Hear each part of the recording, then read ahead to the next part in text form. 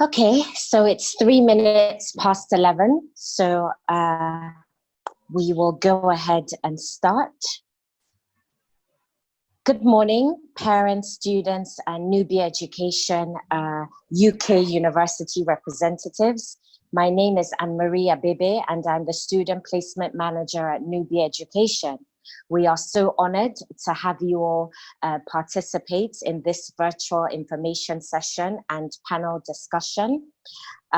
We are really excited to learn about our UK universities' COVID-19 updates and contingency measures for the forthcoming academic year in September. Our university representatives are going to introduce themselves and the individual universities that they work with, and they are also going to provide you with information on what the forthcoming academic year will be like. So each delegate is entitled to 10 minutes to make their presentations. Afterwards, we will have a panel discussion where our students and parents can put forward any concerns or questions that they would like to be addressed. There's a chat box at the bottom of your screen, and you would be able to type in your questions. And once the panel discussion begins, I will then read out the questions to the respective delegates. So without further ado, I'm now going to introduce our university representatives. We have Anne-Marie Agiman, who is the Senior International Officer for Africa for University of Surrey. Good morning, Anne-Marie. Good morning, Anne-Marie. Very nice name. Good morning, everyone. Thank you so much for joining us this morning. I'm very excited to be able to share with you what we're doing at Surrey, but also just maybe answer some questions that some of you may have. I'm very aware it's a very uncertain time, so hopefully we're all able to collectively do that for you this morning. And thank you for having me, to the Nubi team. Thank you so much, Anne-Marie. We have Adam Brown, who is the Regional Recruitment Manager, Middle East and North Africa for the University of Sheffield. Hello, Adam. Hello, can you see me? Hi, I'm here. Yes, we can see you. Lovely to have you on here. Oh, thank you very much. Thank you very much for the invitation. Lovely to be here. Yes, greetings from the University of Sheffield. Very much looking forward to presenting the university today and fielding any questions that anybody has about studying in this autumn, sorry. Thank you so much, Adam. We also have Dominic Greenfield, who is the Senior International Development Manager for the University of Hull. Hello, Dom. Hello, how are you? Hello, everybody. Thank you for having me here, Nubi, and I'm Nubi Education, and I'm really looking forward to telling you all about the University of Hull, what's happening in the UK, and what life's going to be like in September and going forward. Thank you so much, Dom. So now I'm going to pass on to the Nubi Education Executive Director, Mrs. Rose Omonobi. Thank you, Anne-Marie. Thank you. Welcome, everybody, to... have I lost myself? Oh, dear. No, Ma, we can hear and see you fine. Oh, yeah? I can't see myself. Anyway, good morning, everybody, and welcome to this second session of our university, UK University online meetings. We've had the first one in June, and this is our second set. And I hope that everybody will enjoy the session. We thank you, parents, and I can see some school counselors, career counselors that are here with us today. We say thank you for coming. We welcome you to this occasion. And I'm just going to give you a brief something about how this whole event started.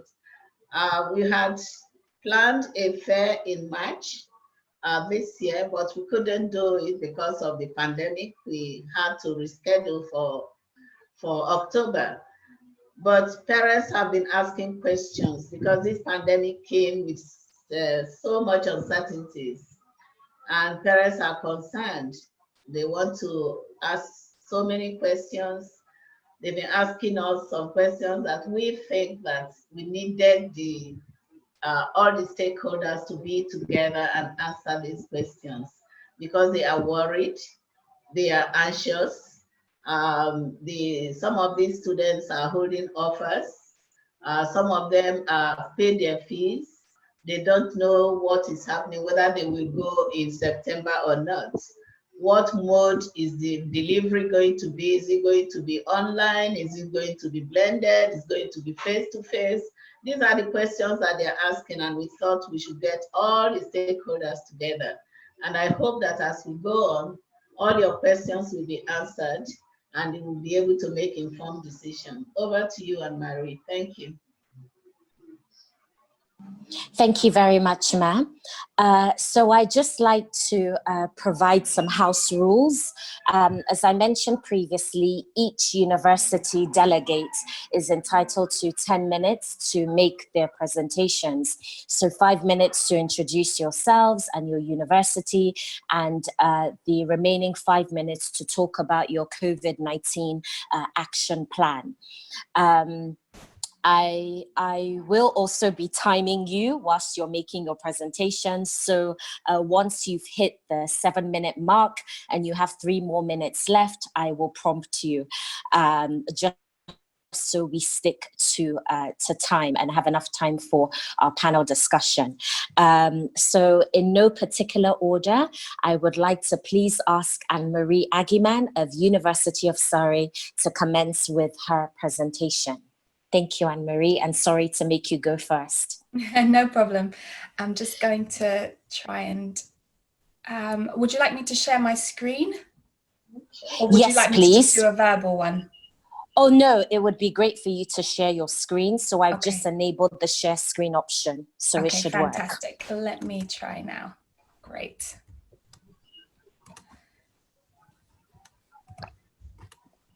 We can see your screen. Okay, great. Here we go. So as I said, my name is Anne-Marie. I work for the University of Surrey. We are a university based in the southeast of the UK. And so on your screens, you'll see a map at the moment. Just down in the corner where London is, you can see a town called Guildford, which is where we are located. And so we're just over 30 minutes away by train from London. And this really makes our location quite favorable in terms of people who are looking for a balance between being close to London, perhaps because they've got family or friends there, but also being slightly separated from the city, which allows us to provide a lot more safety. The way of life is slightly slower, which allows students to focus on their studies a little bit better while still having the option to go into the city. And you can also see some other connections that we have in terms of transport. We are just over 30 minutes by road to Heathrow Airport and 40 minutes to Gatwick Airport. So the connections in terms of incoming and outgoing flights is very, very, we're very well connected for that where we are in Guildford. So these are just a collection of pictures from our campus, but also some surrounding areas. You can see that the picture in the top left corner there is our business school. So we have a range of different faculties, which I'll talk to you a little bit about. And then you can see also some sports facilities and also cafes that we have on campus. And I think being able to visualize this will help you to understand how we are then changing the space to be able to make sure that it's safe for students as they arrive this coming September. So we have a campus-based university, which means that our facilities are located in one main site. So this includes everything from lecture theatres to accommodation buildings as well. And this really means that we have a lot of liberty to be able to signpost, to add some additional markings around campus to really make it our own. And so I think that this is a real strength of ours, that we've been able to capitalize on the fact that we have a campus-based university. We can make the space what we need it to be to make students feel safe when they are arriving on campus. These are just some pictures of some of our accommodation. Our accommodation is split between 5 different bands, and that would, depending on the band that a student is in, would dictate how many people they are also sharing with. So all of our accommodation, majority of it would be about 6 people in a flat, and the maximum they would have is about 8 or 9, which is in the perfect kind of guidelines that the government have set at the moment. This of course may change in terms of I guess the space, the number of people that are able to be in one space at any given time, say when you're socializing.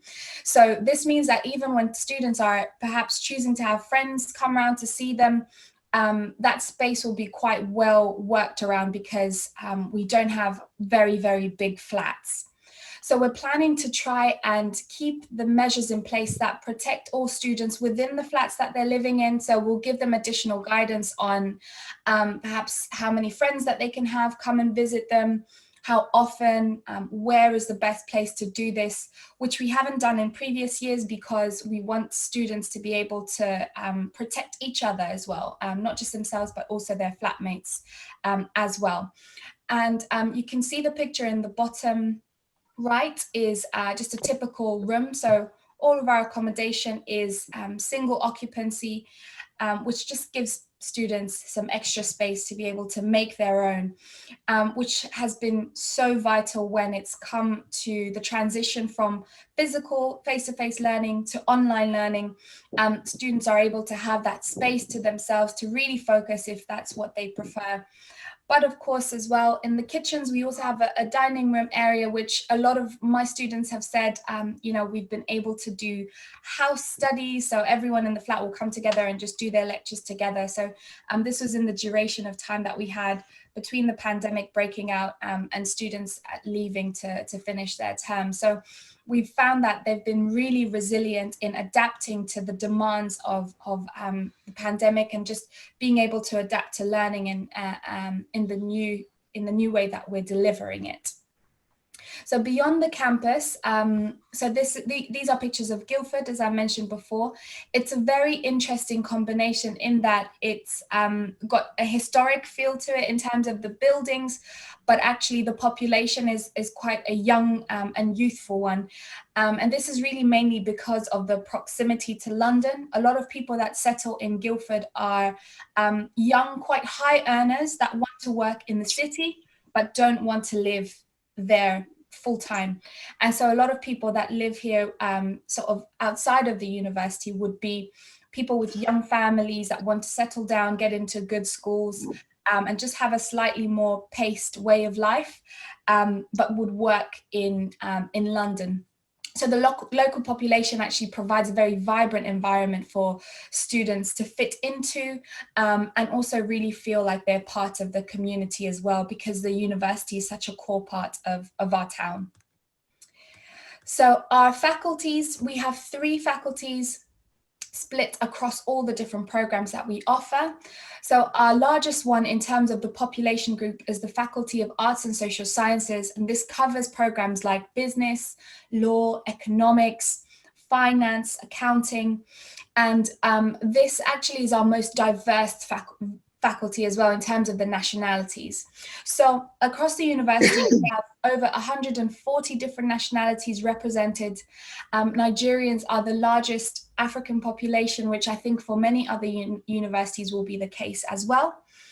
And then our Faculty of Engineering and Physical Sciences, hosts all our engineering related programs with an overlap with physical sciences as well. So we support all the core engineering areas such as mechanical, civil, chemical, aerospace, and quite niche ones as well, such as biomedical engineering as well.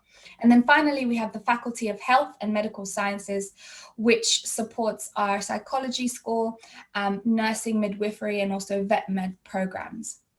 So we have quite a wide expanse of program areas, and we typically would find Nigerians all across these programs as well, with a higher weight towards the Faculty of Arts and Social Sciences, especially within business, and also the Engineering and Physical Sciences program as well.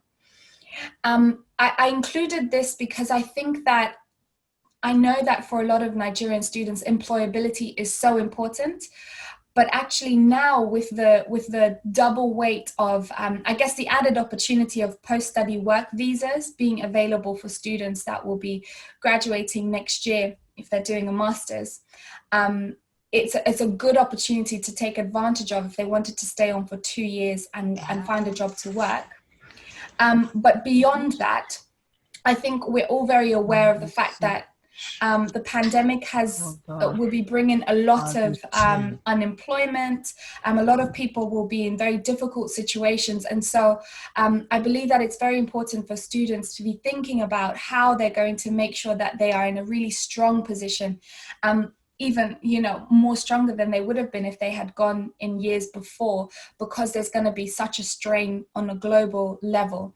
But of course, it won't just be a strain. There will also be lots of new opportunities that the pandemic will bring, because there's a greater need for certain jobs. For example, healthcare, I think now will be having a greater emphasis on the labor market, but also other niche areas such as data science. A lot of what the pandemic is requiring is data-driven decision making, and so students that perhaps haven't thought about programs like data science are having to do that now.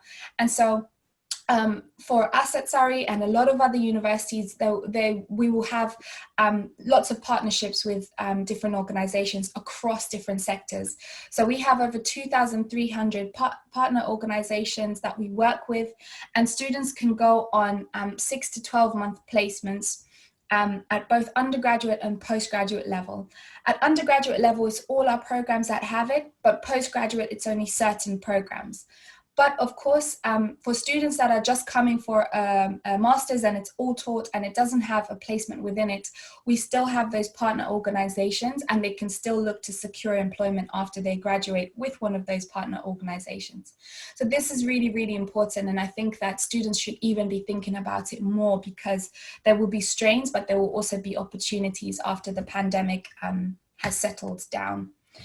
So in terms of our teaching model, we have a very similar approach to most other universities. We will be hosting what we're calling a hybrid model of teaching, which is in part delivered face-to-face.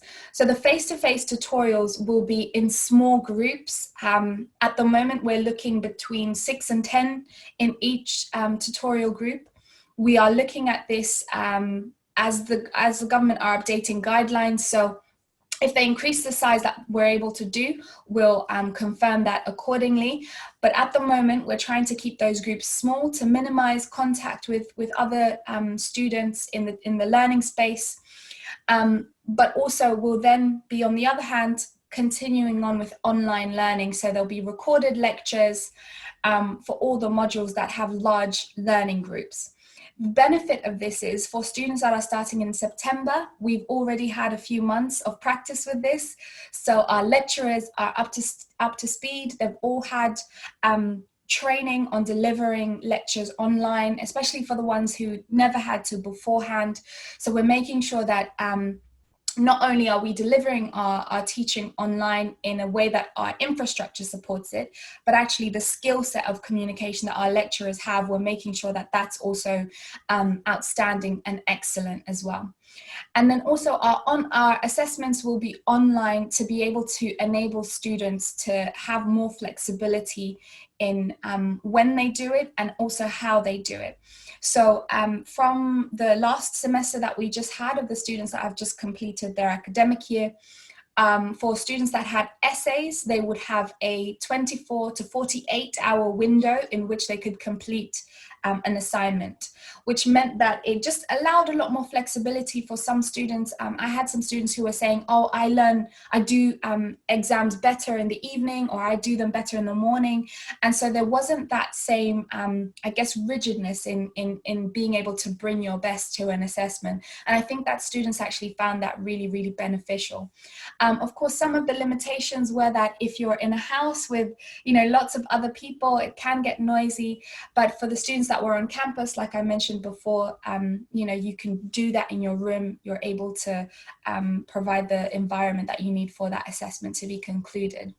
So that's the teaching side of things. I also wanted to mention the well-being side of things, of how we will be adapting this model to be able to support students, because it's one thing to be able to have the assessments, but also there's a lot of strain that's happening on people mentally, emotionally, relationally as well. And so for students that will be coming from different countries into the UK, that transition is hard enough as it is, but also when you then can't see other students as often as normal, and you can't go out to explore as much as you would, it's going to be more difficult to feel integrated. And so we'll just be doing a lot more support in terms of creating WhatsApp groups specifically for Nigerian students that are split into different programs, so that students are able to find their course mates quite quickly. And then also with pre-departure Zoom calls, we'll be able to split students down into their program groups so that they're able to see each other, get to know each other, exchange numbers if they want to, and then they can start to create their own organic network of support should they need that. And I actually think that that makes such a huge difference, because there's a sense of oneness that comes with that. Not only are you having to adapt to what the pandemic is doing, but also you're supporting each other in that transition from coming from a different country as well. And things like being able to cook jollof together, eat together, it makes such a big difference. And we want to be able to create spaces that students are able to connect with one another and do that. So we'll be doing online teaching, but also online socializing as well. So that's us from the University of Surrey. I hope I stuck to time, Anne-Marie. Was that okay? Yes, you did. Thank you. Yes, and you're actually on 7 minutes, so you finished 3 minutes early. So thank you. Thank you so much for your presentation, Anne-Marie.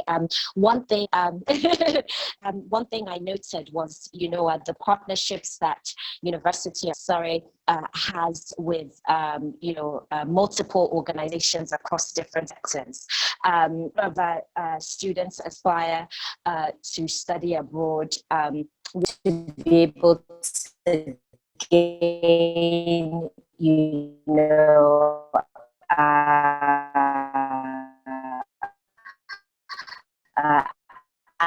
academic expertise in their in their course of interest, but to also to possibly secure employment, and gain some work experience before returning to their home. Now that the UK government is reintroducing the postgraduate, I feel a lot of international students would want to take advantage of doing a placement in order to better their career prospects and establish industry network connections and get a taste of the real working world. So I think it's a very good initiative that University of Surrey offers, placement opportunities for all of its undergraduate courses and, some postgraduate courses. So that's a very good scheme. So if we could now move on to Dominic Greenfield from University of Hull. Okay, hello. Let me just try and share my screen. Hello, Dom. How are you? Very well, thank you. Lovely to have you on here again. Just bear with me a second. I'm just trying to work out how to do this. That's fine. I think I have too many things open on my thing. So what I'll do, whilst I am just fiddling about with this, I'll take the opportunity just to tell people about the situation in the UK in general, actually. Yes. Can you see my screen now? Yes, we can. Okay. So I'll introduce the university and what we're doing about COVID-19. But first, I thought it'd be very useful to give you a little bit of an overview of what's actually happening in the UK at large, really. So, as with any other country, we've been affected quite heavily. Yeah. So sorry. I'm so sorry, Dom. I'm just going to try and mute. No problem. Okay, that's fine. Yes. Thank you. So the UK's been in lockdown, or was in lockdown from March until very recently, which meant that we were working from home. A lot of shops and restaurants, hospitality venues were closed down. We were maintaining 2-meter distance between ourselves and people from outside our households, social distancing. But now we're we're slowly coming out of lockdown. So shops are opening, restaurants, gyms and pools will be opening soon. So there's a real sense that things are becoming more like they used to be, but still with a heavy focus on maintaining safety. So when you come to the UK, you'll find that there's only a certain number of people allowed in shops. You'll have to maintain 1 meter or 2 meters distance. And in a lot of places, there's one-way systems in shops, and lots of different things which we never had before, but all designed to keep you safe. So I think the headline really is that in the UK, we're starting to come out of lockdown, and there are a lot of measures in place to keep everybody in the UK safe. So that's the overall picture in the UK at the moment. So my name's Dom Greenfield. I'm from the University of Hull. I've been coming to Nigeria for 6 or 7 years, and I've worked at Hull for 8 years. And I'm going to tell you a little bit about the university and what we're doing to help with our students this year in particular. So I'll mention first about the arrivals in the UK. The current government policy is that we would expect students from Nigeria to quarantine for 2 weeks when they arrive. That may change before September.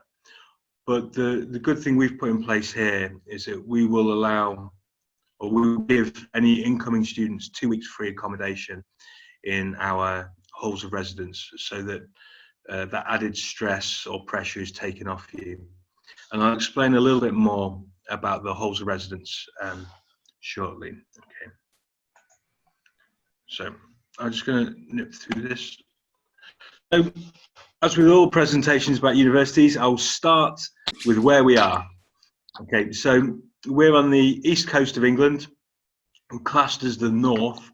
We're about 2.5 hours from London on a train, 2 hours from Manchester, and lots of really good transport links around the country from here. It's a city with everything that you need. We're in the north, so we're slightly, the cost of living is very reasonable. And we'll talk a little bit more about that in a moment. Main industries in Hull are logistics in shipping, renewable energy, so a lot of wind farms and wind turbine manufacturing, and chemical engineering. They're the main industries in this city. I'm going to just go through. The university itself is 90 years old, the 14th oldest in the UK. We've got about 15,000 students, and about 1,000 of those are international. We've got students from over 100 different countries, and we have staff from all around the globe as well. So it's a truly global environment where you're being taught alongside lots of different nationalities and being taught by people from lots of different nationalities. I just thought it'd be useful to show you a picture of the campus. So we're a campus-based university. It looks like it's a village, but it's actually in the city. And all the good spaces you can see are our sports fields and sports facilities. Now, the reason I'm showing you this campus like this is really to highlight the fact that everything you need is in one place. We've got accommodation, the library, restaurants, shops, lecture theatres. Everything you need is in one place. So although it is safe to go out and go into the city or go around in regards to COVID-19, you don't have to. You have the option of staying in a sort of fairly self-contained environment. But it's a beautiful environment to be in. Okay, and I'm just going to show you in the centre here. We've got the Bryn Mawr Jones Library, 7 stories high, and the Wi-Fi is so quick. It's unbelievable. Especially, I've been coming to Nigeria for 7 years, and I love the weather, the people, the food, but the Wi-Fi sometimes could be a bit quicker. So what you'll find here is this Wi-Fi is really quick. You can download movies. You can download all the books from the library from the comfort of your halls or your accommodation. But the library is open 24 hours a day, 7 days a week. We also have on-campus accommodation. It's all single room en suite. So that makes quarantining very easy and very safe. Food will be provided as well, although there are cooking facilities. So the prices are very reasonable. I'll talk a little bit more about those in a little while. I'm going to move forward slightly. So just give you a little bit of an overview of the price for the accommodation on campus is from £125 all the way up to £210 per week, which is a very reasonable price. The £210 is for a studio apartment, which is really more than what you need as a student, I think. But there are also private accommodation options available, which you will find are slightly cheaper per week, but you would have the added expense to pay for electricity or gas. So the prices you see here are all inclusive. So there's no other hidden costs to worry about there. And like many universities, we're putting a lot of effort into supporting our students, particularly through this difficult time. So we have wellbeing, mental health services, immigration, disability, finance support, skills support, academic support, and careers support as well. So these services are usually 24/7 on campus, but this year they'll be able to be accessed remotely as well to count COVID-19. So we've got a really nice proportion of African students, really. I think every year we have about 50 students from Nigeria coming over. And I think that's really nice because it's enough to form a support group if needed, but also it's not so much as that you feel like you're studying back home in Nigeria because you're coming for an international education. We keep going. We have 4 main faculties. These are the faculties of Arts, Cultures, Education, Business Law and Politics, Health Sciences, and Science and Engineering. So we're a traditional university. We have most of the big subjects which you would expect at undergraduate, postgraduate, and postgraduate research level. Education, law, business, computer science. We are heavily linked with industry, so industry informs our curriculum. So we make sure that whatever we're teaching meets the specifications, particularly of the local industries. We have a number of programs with year-long or 6-month internship options, particularly in business and undergraduate level. We host job fairs on campus, usually, but this year that might be remotely organised. But we do really try and help our students to go into employment further onwards. English-wise, we would normally accept IELTS 6.0, but we'd be looked for WIEC grade C6 or higher is acceptable for us as well.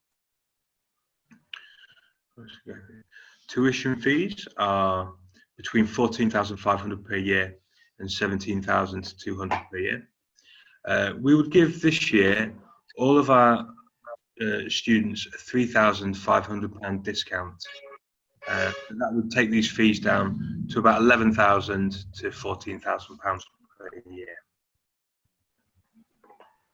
Okay, so that was a really sort of whistle-stop tour through the university.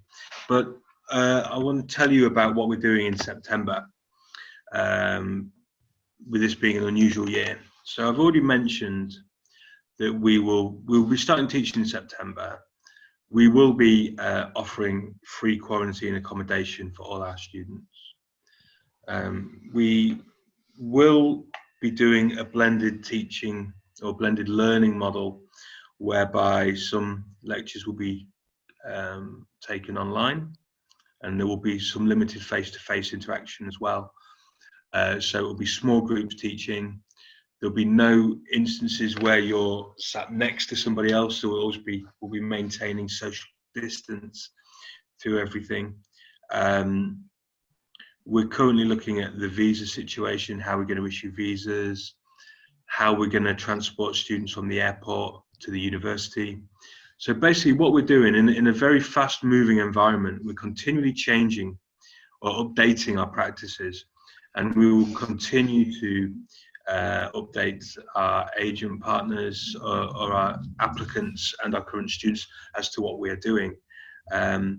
I think the key thing here is that we want to ensure that all of our students are safe, healthy, but also have the right tools and the right environment to learn, and then to go on further into employment. That's just a really quick overview of what we're doing, who we are, and who I am. And I'm going to hand back now to Anne-Marie, but I would be glad to hear any questions that anybody has. Thank you. Thank you very much, John, for keeping your presentation short and sweet.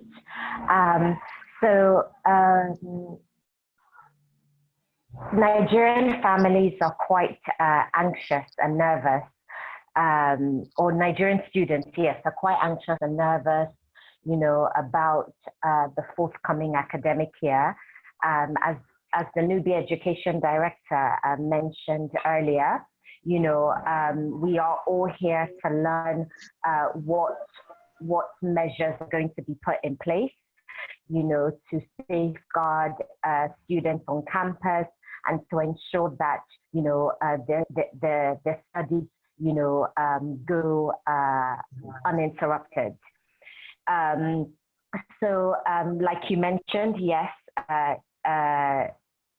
Nigerians would need to quarantine when they come into the UK for a period of 14 days. And a concern of some families or some students was, okay, I don't have any family in the UK. Where am I going to stay, during that isolation period? So it's a great relief, to know that University of Hull has, a designated quarantine facility for students, and that you're not going to be charging students, during that 2-week period, So that's very, very considerate of the university. And, I know that it really would be quite appreciated by forthcoming students.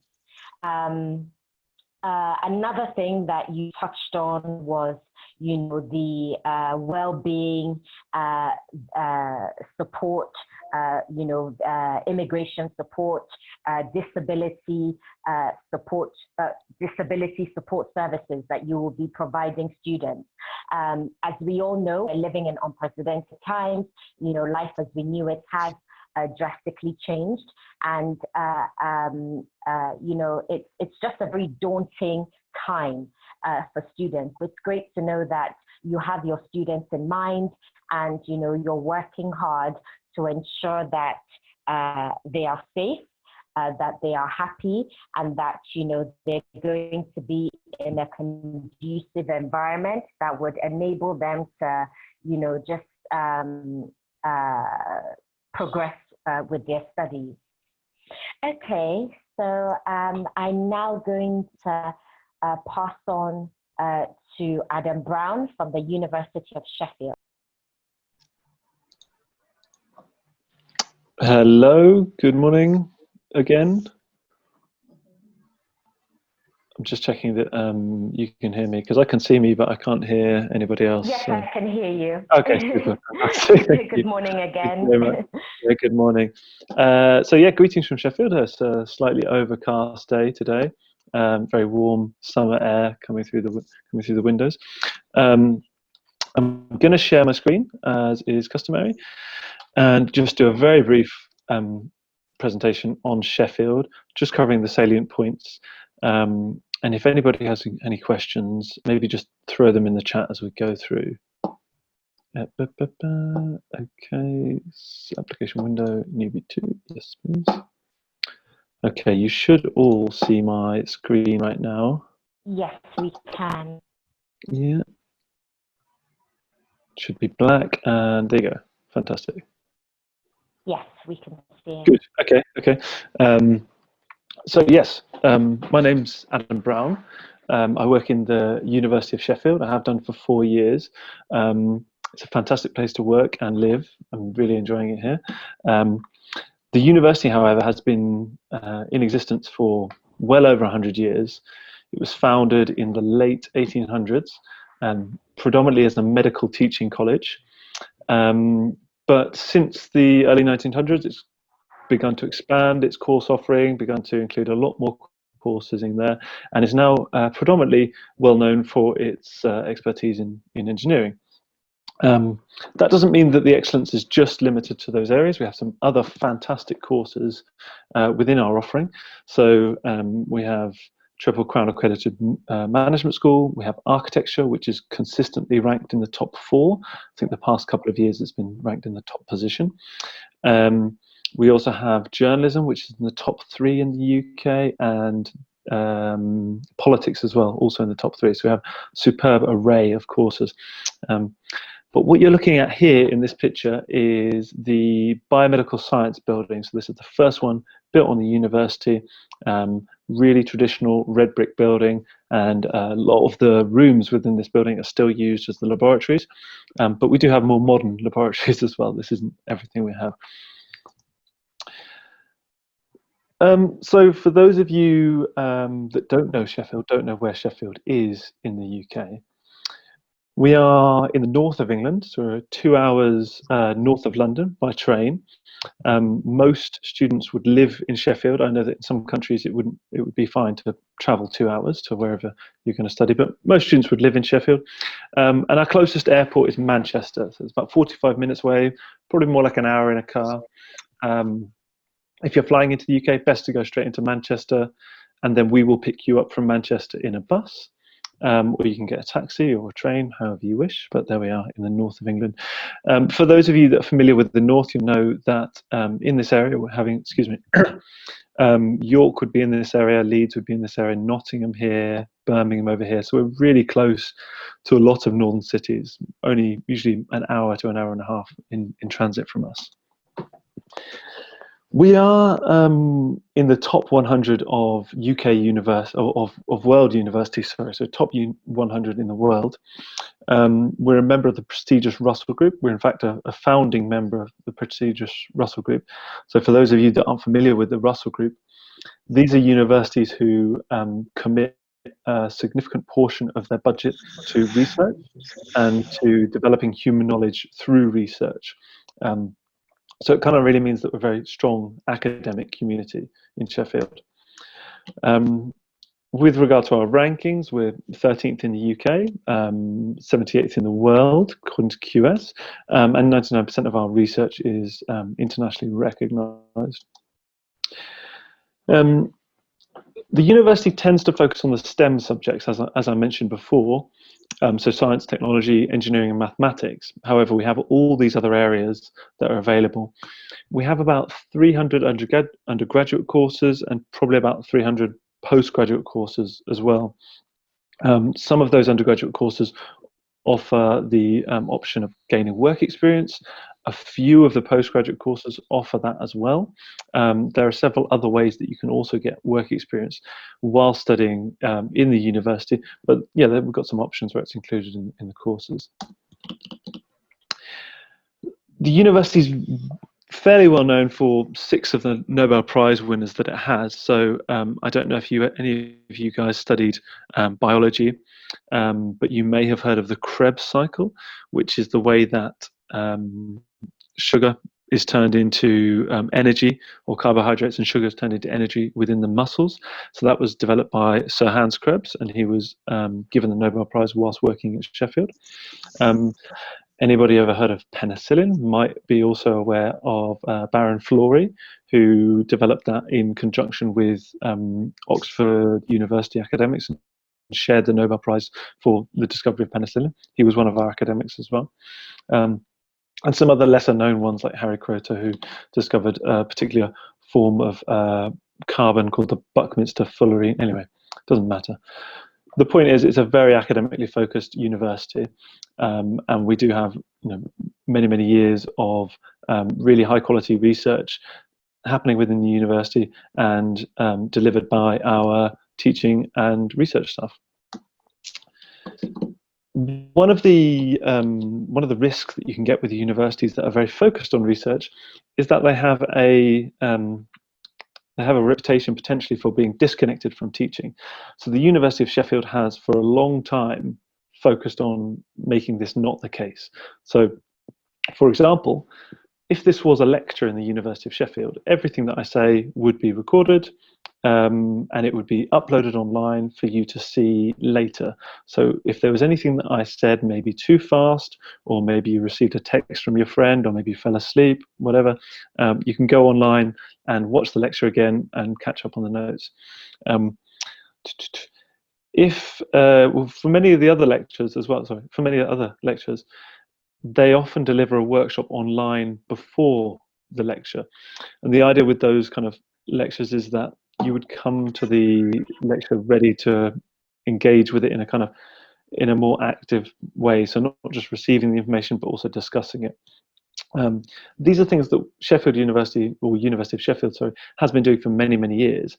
But they've been very useful at the moment with regard to this new lifestyle that we all have of working remotely for our students, in that they can immediately log on and see all of the content that we've been saving for years and years, but also all of our delivery methods are very easy to transition online. So a lot of you students have been able to benefit from that. We have about 28,000 students from around 150 countries. I think it's more about 140. I think that's an inaccuracy. About 7,000 of those are international. So we tend to say, wherever you have a passport from, don't worry, you're going to find somebody that shares your background. It's a really, really inclusive environment in the university. And we have on campus resources from people from all different backgrounds. The University of Sheffield is in one of the top 10 targeted for graduate employment. So these are some of the locations that some of our graduates would go to work with. Jaguar Land Rover, it's just an hour down the road. Airbus, we have a project with them. The University of Sheffield has a project with them. A lot of these other companies as well would take our graduates, but additionally, the undergraduate programs that have the year in industry placement, we will have students working with these companies. As with many universities, we have over 300 clubs and societies. It was a really, really huge student body here with lots of different clubs and societies. And if there's any club or society that you believe doesn't exist, the university will give you funding to start it, which is really nice of them. The student union in most UK universities is the hub of all activities. So it's the centre. It's where the bars and the nightclubs and the restaurants and the shops and all of these other kind of bits and pieces that are needed in general everyday life are centred. And our student union has been voted in best in the UK for the past 10 years, so it's done really, really well. But I don't think this is because of the shops and the bars and the nightlife, even though that is fantastic. A lot of that is down to the support that we give students. So if you have any issues with your accommodation, if you have any pastoral issues, we have an interfaith centre in there to support people of all religious backgrounds. If you have any issues with finance or immigration, these guys will be able to help you. And that's basically where you'll get all of that support. So it's really, really positive environment for you as a student. Our campus, pretty lively. It's pretty much a general day on our campus there. At the moment, fairly empty, of course. We do continue to invest in the campus. So the Diamond, which was constructed in 2015, was an £81 million investment in teaching and learning. It's 5 floors with 19 different laboratories, all focused on engineering. So for those of you that want to get hands-on experience, who want to do experiments, who want to see exactly how certain processes work, and exactly how efficient you can make them, this is what we create for you. We're currently building this new social sciences building, and at the moment it looks just like this, but with no glass, so it's a bit of a skeleton at the moment. So that should be finished 2021 in the summer. So anybody coming for undergraduate courses or for a 2-year postgraduate course would be able to benefit from this. I'm going to talk a bit about our response to COVID in a minute with regard to the accommodation, but our accommodation has been voted top 5 in the UK for 6 years in a row, so I can only assume that it's very, very good quality. It's fairly standard accommodation, the same as which you would find in many UK universities. So students have their own room, they don't share with anybody. They have an ensuite bathroom in there, and then they share a kitchen and a living area. So really, yeah, really standard accommodation. 24-hour security and maintenance is also provided, and there'll be very, very strong Wi-Fi there, as there is across the whole of the campus. The university subscribes to a Wi-Fi network called EduRoam, which is available in many UK universities. So once you have your student login and you log into your EduRoam account, if you take your laptop or your phone, which has also logged into that Wi-Fi account, if you take that to a different university, you'll also be able to log into their Wi-Fi as well. So for me, this has been very, very useful, because I often go to other universities and have my laptop and can just log in. So yeah, Sheffield as a city, Of course, it's not always like this. We do get some rain as well, but this is a fairly typical summer scene. For any of you that have visited the UK before, you'll know that as soon as the sun comes out, people flock to these green areas. They love to sit on the grass. They love to make picnic. They love to just play outside in the grass. I'm not particularly sure why British people do this, but we absolutely love sitting on grass in the sunshine. So in the summer, this, which you're looking at here, which is the Peace Gardens, would be absolutely packed with people sitting around and children playing in the fountain. Sheffield is a city with 7 hills. It's built on 7 hills. It's not flat. It's very, very hilly, which means that living here, you will get very fit. You will get very strong legs as you have to walk up and down the hills all the time. It tends to be a city that attracts very outgoing, adventurous, outdoorsy people. And that's particularly because of its location in the UK, which is very, very close to the Peak District. So within 20 or 30 minutes, you can be in the center of the Peak District, far away from all buildings and civilization. Go hiking, go rock climbing, go caving, horse riding, rowing, sailing. Yeah, it's a very activity focused area. And because of that, the students that come to Sheffield tend to be this kind of student as well, very outgoing, active, sometimes quite sporty. So it tends to attract that kind of lifestyle. Yeah. You can see here a picture of the town, and over here on the right hand side you'll see the Arts Tower, which is the centre of the university. So the university kind of occupies this hillside and then goes somewhat into the centre of town. So this area is the centre of town. So university is a campus in that it is all in the same place, but a city university in that it's connected to the city centre. Yeah, and England's 4th largest city. Living in Sheffield is very economical. So statistically, 25% cheaper than London and 10% cheaper than the national average. Of course, this is a huge benefit for you. It means you save more money. But what you do with that money, of course, you can visit other cities in the UK. You can visit Europe. If you have friends studying in different parts of the UK, you can go and visit them. So it's a really, really big benefit for you as a student. These are some of the things that you might want to do in Sheffield. So on the top right, if any of you have ever seen Pride and Prejudice, it was filmed here in Chatsworth House. Lovely place to go in the summer. You'll see families going swimming. I think there's a head in the river just there. A very, very popular place for people to go and cool off in the river. This is the Botanical Gardens. So during the Victorian age, there was a or the Age of Expansion, as they called it. British people were enamored with foreign plants, and they brought them all back to the UK and exhibited them in these locations. So it's a lovely place right in the centre of Sheffield, just to go for a walk and enjoy some nice plants, pretty flowers, relax, have a picnic. I go there quite often. It's fantastic. This is one of the parks which is adjacent to the university.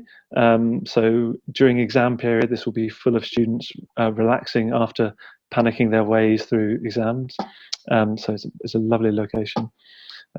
Just some of the things you can do within Sheffield in the immediate area. The university is really quite generous with its scholarships offering.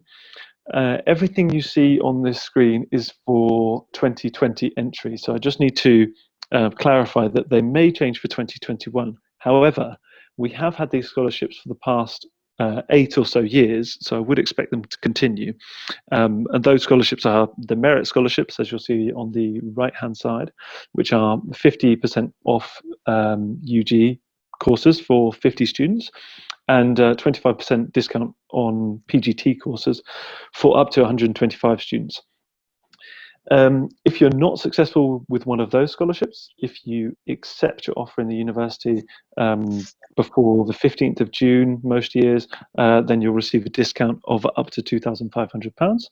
And then engineering for undergraduate students are also very keen to attract talent. So if you're achieving A star, for every A star you achieve, they'll give you a £1,000 bursary. Very, very generous for Russell Group University.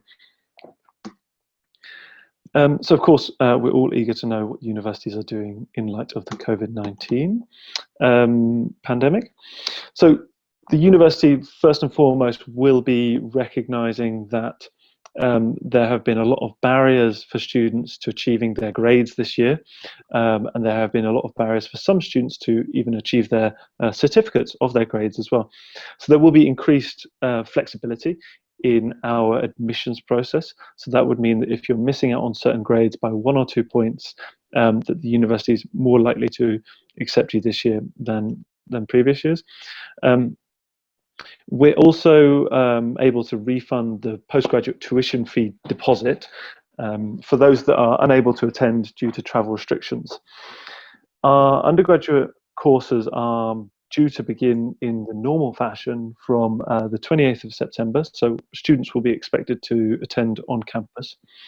However, the delivery of the teaching will be done in a socially distanced fashion. So our laboratories will be socially distanced. We'll be running probably 2 or 3 times as many laboratories as we would normally be doing, so that we can deliver the laboratories with social distance measures. For students, to me, this seems like a fantastic opportunity to get the most out of your lecturers that you possibly can, because you're going to be in smaller groups, so you're going to get more attention from your lecturers. So that sounds fantastic. All of the large-scale modules for mathematics, physics, these kind of things that would cover lots of different courses, they will be delivered online. So we won't have lecture theatres with 200 people in them. We won't be full in that way. A lot of that teaching will be done online. But all the stuff where you need to be in the university to conduct experiments, that will be just in a socially distanced fashion. We have delayed the start of postgraduate taught courses this year to the 26th of October. Of course, that is with exceptions for some health courses, but majority, probably overwhelming 95%, are being delayed until the 26th of October. The aim of that is to allow students that are having difficulties travelling to the UK to have extra time to do that. So those that are coming from courses with, countries with travel restrictions, and those that are still waiting to get English qualifications, for example, or those that are waiting to get certificates from their university. All of those students are kind of considered within that block. So we hope that this delayed course time will allow students to begin their studies more or less when they had planned to, and to finish them when they had planned to as well. We will be offering online orientation. So orientation is when you arrive to the city, arrive to Sheffield, and we show you around everything, where all the shops are, where all the nightlife, where all the sports are. But of course, that will be very difficult to do within the boundaries of social distancing. So we'll be offering this online. There will also be a socially distant version as well, but we will offer it online. For PGT students, that will be from the 19th of October. For undergraduate students, it will be probably from around the 18th of October. Yes, okay, so accommodation, I meant to mention this. Accommodation will be entirely free for the 2 weeks before the start of your course date for those having to quarantine on arrival. We don't know if in the future the UK government will change so that certain countries don't need to be quarantined, certain nationalities don't need to self-isolate upon arrival to the UK. But if you are from one of the countries that does require that, then accommodation will give you those 2 weeks free. The CAS for UG courses is currently being issued. However, PGT will begin from the 20th of July. And we have expanded the acceptable forms of English to include the TOEFL IBT Special Home Edition, NCUK English Language Test, if you know an English NCUK centre in your area, and the Language Cert International as well. So that should provide greater flexibility for students that can't access an IELTS at the moment. If you have any more questions about this, feel free to ask me, or you can go to the Sheffield website and check the coronavirus facts, or FAQs, sorry. Yeah, so that is it from me. I just want to make a quick mention to my fantastic colleague, Dami, who's actually in the session today. And she's based in Nigeria. She's going to be able to help you with all of the issues regarding transition from Nigeria to the UK and to the university. She also is a graduate of the university, so she can give you an extra perspective about what it is to be a part of the student body and what it is to live in Sheffield and adjust to Sheffield. So she can probably help you with all of those questions as well. And her contact details are at the bottom there below mine. Yeah, so thank you very much, everybody. I hope you have a fantastic day, and thank you for listening. Thank you very much for your presentation, Adam. Okay, whilst during your presentation, what struck me was the scholarship opportunities available at University of Sheffield. So you made mention of the merit-based undergrad and postgraduate scholarships, as well as those that are offered by the engineering department. So, I mean, definitely this would sound wonderful to the ears of Nigerian students, because you know, a lot of families have been impacted. Have been financially impacted by the pandemic, and in addition, the fluctuating exchange rate, you know, is not helping the situation. So a lot of students and their parents are a bit hesitant, you know, about yes, commencing, you know, academic programs abroad at this point in time, because they don't feel it's a wise economic decision. So it's great to know that there is some sort of financial support that would be made available to international students should they meet the eligibility criteria. I would like to, we've now come to the end of the presentation, and hello?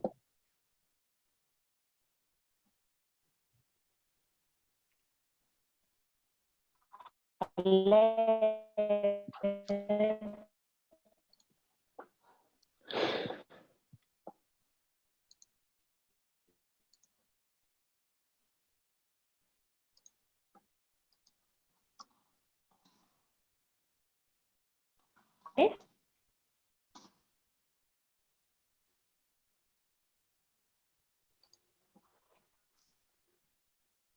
Hello? Sorry, you don't hear me.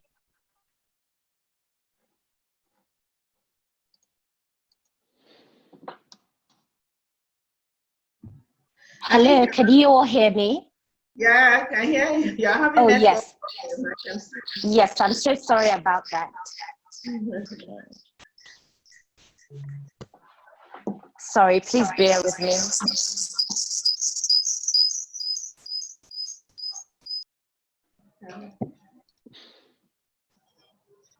It is.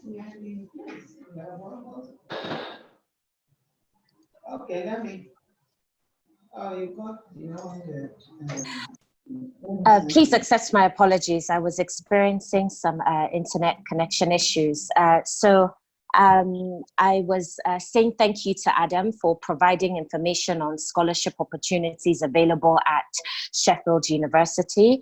I'm not sure if you heard everything I had to say, but what I was saying was that a lot of Nigerian families have been financially impacted by the pandemic. So it's great to know that UK universities are, you know, making some form of financial assistance or discounts available to international students should they meet the eligibility criteria. We've now come to the end of the presentations, and I would like to say a very big thank you to the University of Surrey, University of Hull, and University of Sheffield delegates. We've learned so much about the measures you have in place to safeguard students. We can see that you're working very hard in preparation for the academic year. You're committed to delivering outstanding education to all your students, whilst continuing to deliver that campus-centered student experience. I've learned, and I'm sure everyone else who's in this session has learned, that you'll be offering a blended learning approach in the form of digital and in-person instructions. For your in-person classes, you will be implementing social distancing measures to keep students safe, but also to allow them to engage with their lecturers and peers. And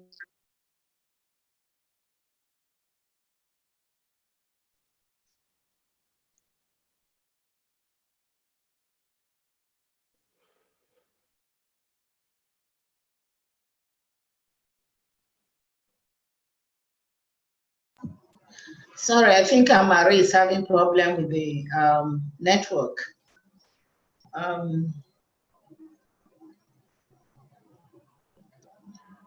think Amari.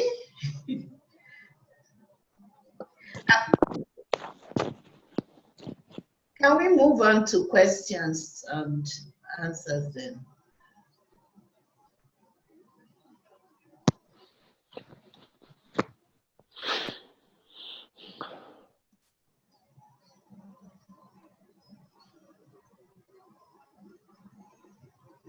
Are you back?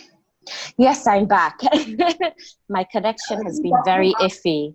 The questions, please. Yes, so now we're moving on to our Q&A session. I will just read out.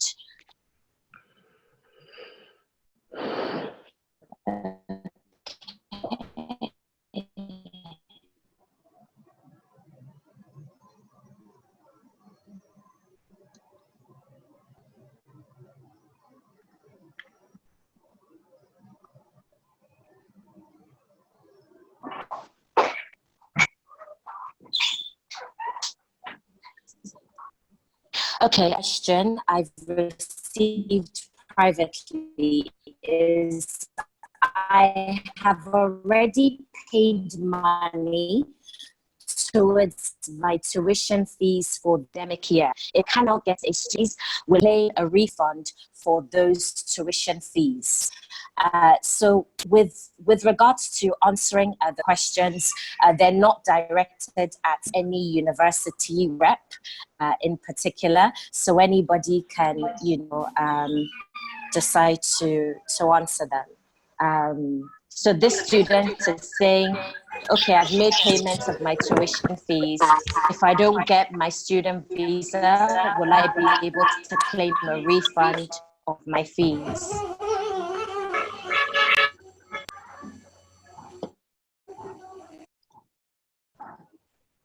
Sorry, did the delegates hear me? Hello, I heard that question. Great, thank you, Dom.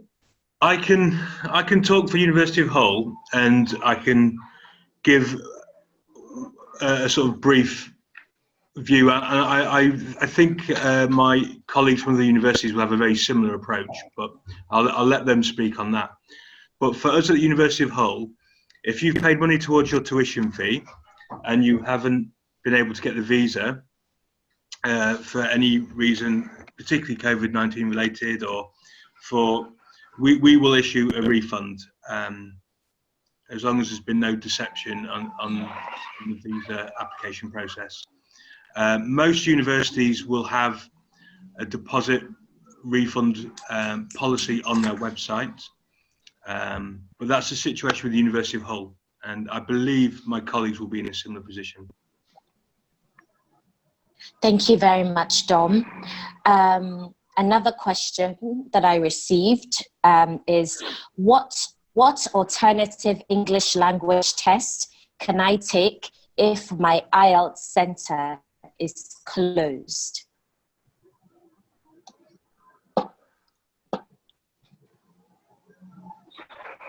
So we Hello. know that, oh yes, Adam, please go on.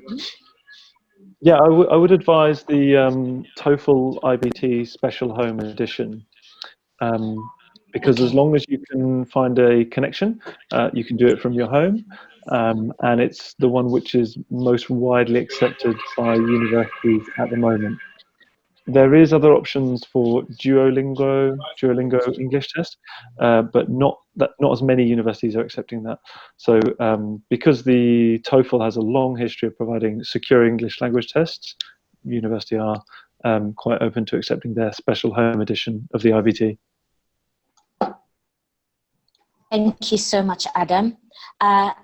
Another question I received is, if I chose to defer to a later intake, would my course fees change?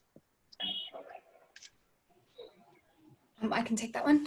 Thank you, normally, Anne-Marie. each year we do have an incremental increase, and it would sort of be in line with whether a particular course value has gone up or just normal sort of inflation related costs. So you can expect an incremental increase, but it's normally not staggering. I think this would be similar for most universities as well. Unless you are deferring to the same, so for example, if you wanted to start in September but wanted to defer to a Feb start on the same course, some universities are now offering that. Those fees are likely to stay the same because it's the same academic year, but for next year, September, I would plan to budget just a little bit more. Thank you very much, Anne-Marie. Okay. I'm trying to, so another question. I'm trying to apply for a new visa from outside the UK, but the UK visa application centres are closed. What should I do? I think in that situation, it would depend very much on whichever university you've applied for, but you need to get in touch with the university and let them know the situation. The university will be aware that visa centres are not open, and some students will be having trouble to apply for a visa. Every university will have a different way of dealing with this, I think. The University of Hull will allow our students to commence their studies online until such time the visa centres become open. Thank you very much. Another question that I received is, so this is directed to all the delegates. Are you still accepting undergrad and postgrad applications for autumn 2020? Yes. Thank you. And Anne-Marie and Adam, is that the case for Surrey and Sheffield universities as well? Undergraduate applications can currently be made through clearing or direct through UCAS if you haven't already made a UCAS application. Sorry, indirectly through UCAS. And yes, we are accepting postgraduate applications for autumn. Yeah. And that's the same for us as well. Thank you. Yeah. And that's the same for Northumbria as well. Hello, everyone. Hello, Doreen. Good afternoon. Hi. How are you? Very well, thank you. Okay, so this is with regards to the visa application process. When do your universities plan on issuing your CAS statements to international students who need to apply for a Tier 4 visa? Oh, let me start. Let me take that. Well, for Northumbria University, we'll start giving out CAS by next week to students that paid deposit. But the good thing about our intake this year for September is that we have multiple intakes for students who are going this September. So we have a start date in October, we have a start date in September, we have a start date in December, and we also have a start date in January. But it means that students need to enroll online. If they are, of course, it's September entry, but they can join physically on campus by October. But by September, they should engage online, like receiving lectures online before they come physically in October. Likewise, November, likewise, December, likewise, January. So if you are coming in January for September 2020, you must have received lectures online from September up until December before you come physically in January. So that's what we have, the flexibility we have around September 2020 entry. Yeah, because of COVID, of course. Yeah. Thank you so much, Doreen. Another question I've received is, I would like to apply for a postgraduate degree. So this question is directed to any of the university delegates. I'd like to apply for a postgraduate degree.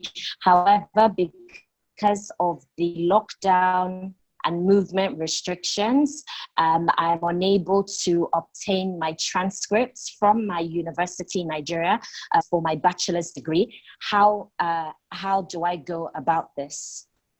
How do I complete my application to a UK university when I don't have my transcripts for my undergrad degree?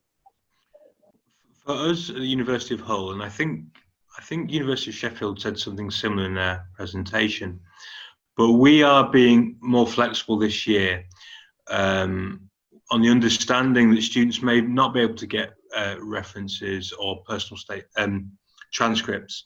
So what we would suggest is if there could be an email from the university at all on stating that they're unable to get it, or even we will accept emailed copies this year if they come from a registered email address. But we will take each one of these circumstances on a case-by-case basis.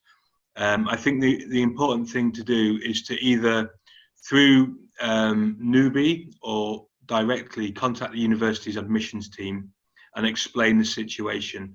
And I think it'll be the same for my university colleagues in other universities, where we're being aware of the fact that it's more difficult this year and we're being more flexible. Thank you so much, Dom.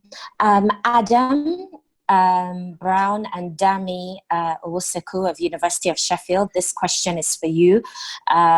We have a student who is interested in applying for international business undergrad at University of Sheffield.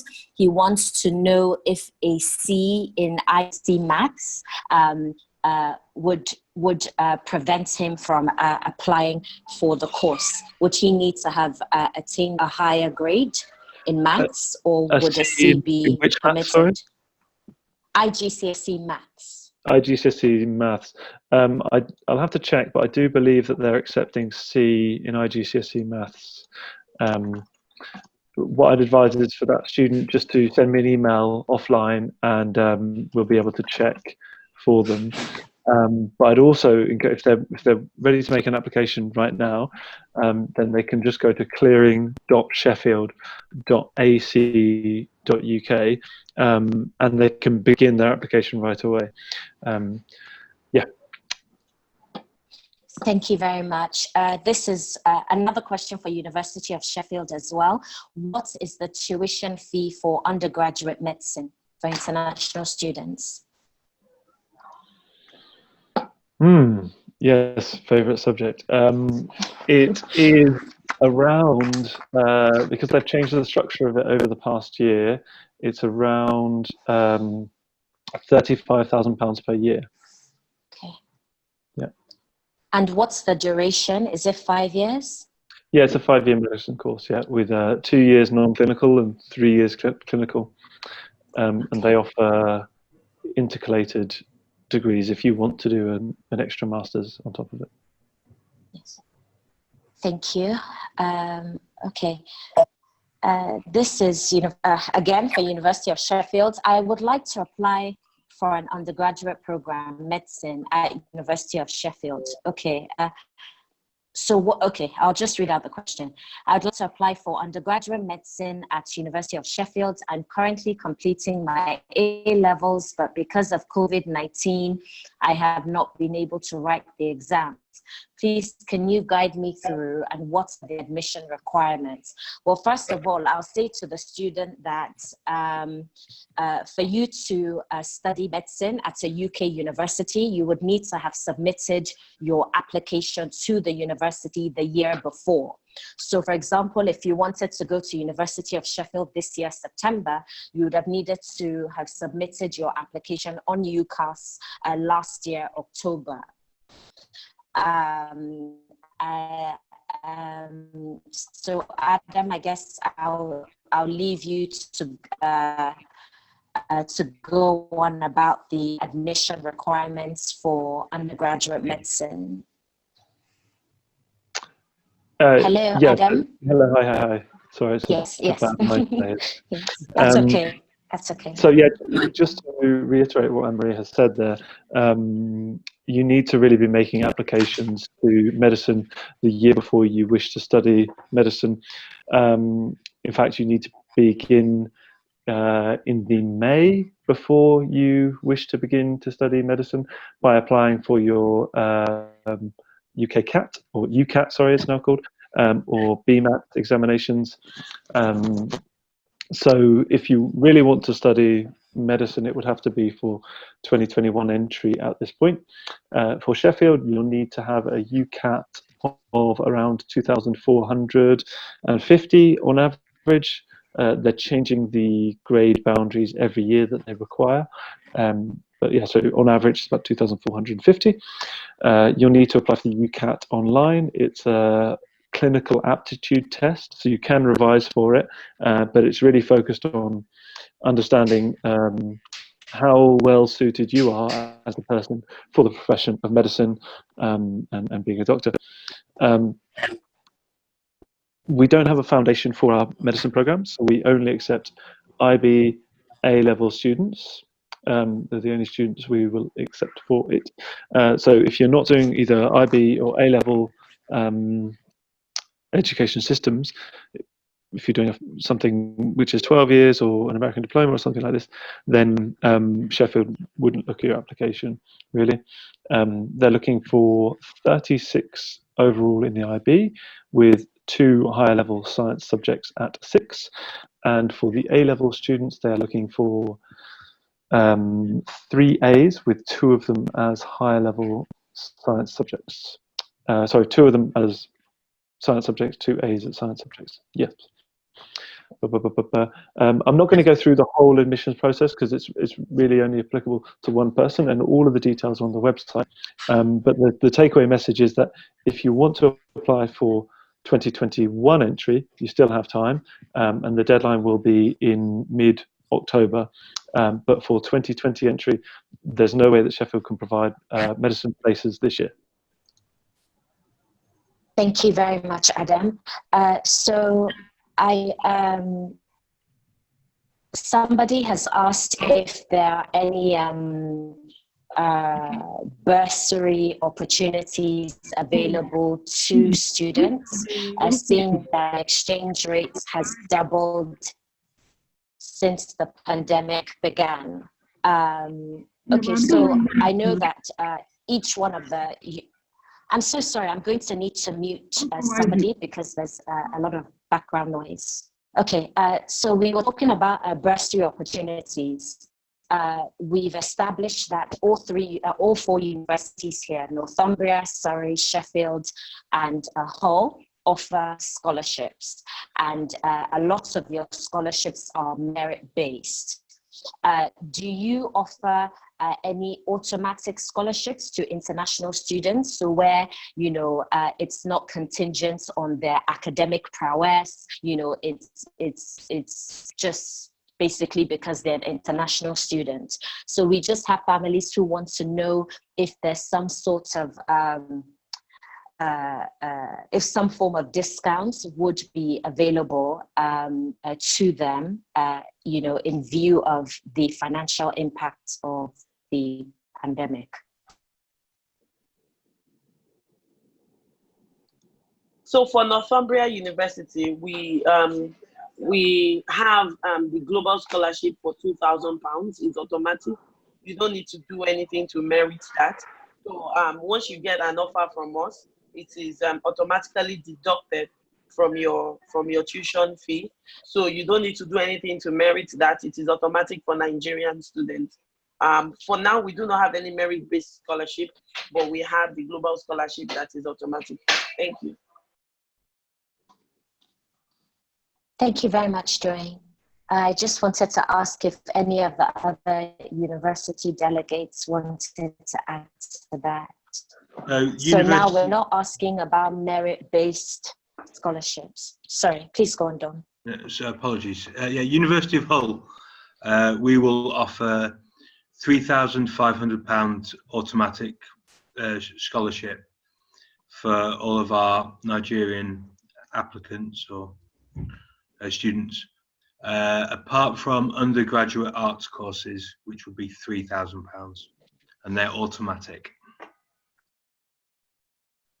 Thank you very much for that, Tom. I don't know if, oh, Anne-Marie, did you want to add to that? Yep, we have a 2,500 automatic discount for all Nigerian students across all programs, regardless of their achieved grade. And this is only for postgraduate programs. So we don't have any for undergraduate, but for postgraduate, we have automatic discounts. Thank you very much. So just to add from Sheffield there, yes, Sheffield does offer automatic scholarship discounts of between 2,000 and 2,500, 2,500 for the engineering and science courses and 2,000 for arts and social sciences. But those are available to students who have confirmed their offer or accepted their offer in the university by the 15th of June. So for anybody applying at this stage, they wouldn't receive that discount. Thank you very much for the information. So now I'm going to give our parents and students an opportunity to ask any other questions that they have. So if you could just type your questions in the chat box and I will read them out to our delegates.